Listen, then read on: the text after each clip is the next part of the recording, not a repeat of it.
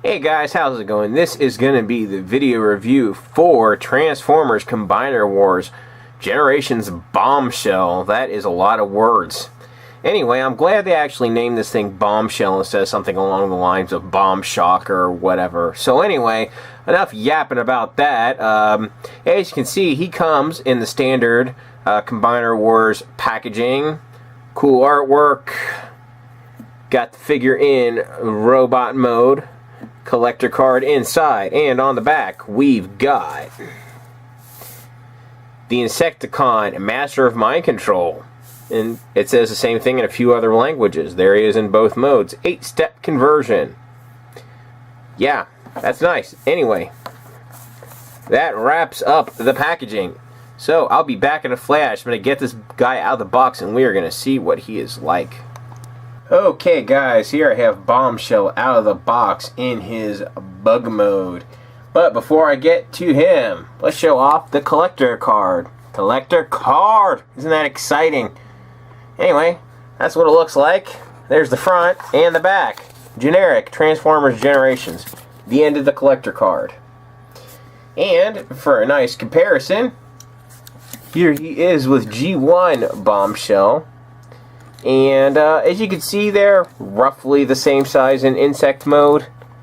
Just about the same amount of mass. G1 does weigh a bit more, but you know, the overall size is about the same. Very similar look.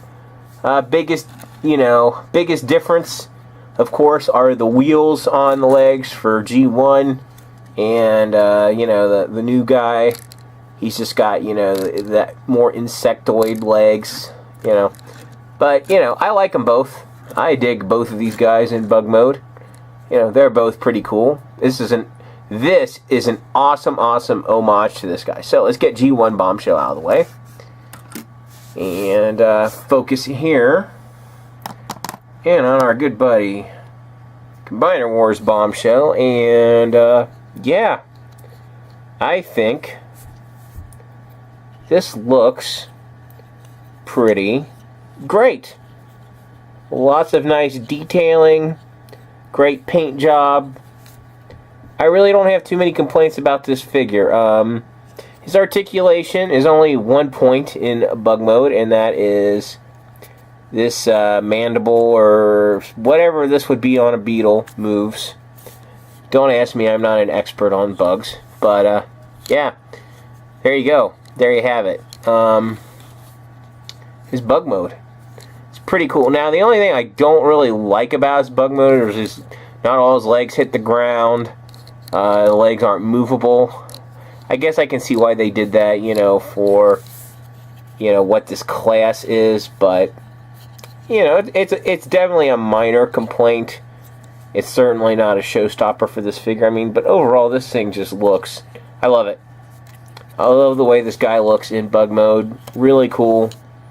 Now, we're going to go ahead and get into the transformation as it is real simple, just like it is for pretty much all these Legends figures. All you got to do is, I always start off, bend his legs down, and then you can separate his arms, swing him around, twist the upper body around, reveal the head, kind of form up his arms there, separate the legs, and that's him in robot mode. Like I said, that is one extremely simple transformation, which is absolutely fine for a Legends class. Let's go ahead and, go ahead and transform G1 Bombshell real quick. That way we can do a proper comparison of the two figures here. There we go. Okay, now kind of get these guys next to each other, and come on, stand up, buddy. Stand up. Don't get drunk. There we go. Now G1 Bombshell is a fair amount larger than Combiner Wars Bombshell in robot mode. He's a fair amount taller, wider. This is really where you can tell the additional bulk of this figure.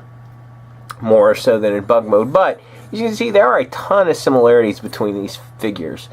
It's very obviously the exact same character. So, I mean, you got the detailing there in the stomach on each one.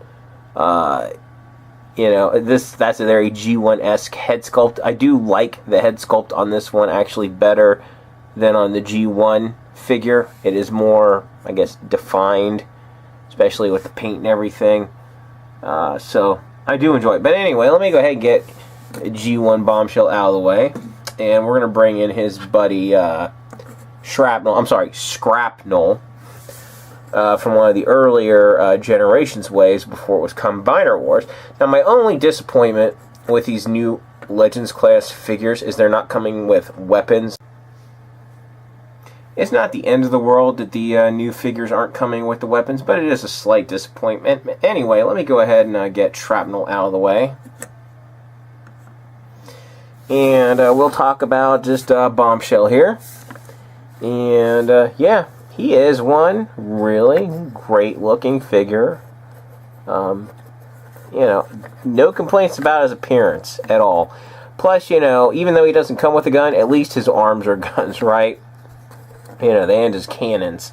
So, that's not, whatever. C'est la vie. He's got a good amount of posability. He bends there at the knee. Actually has knee rotation. Ball jointed hips. Waist rotation.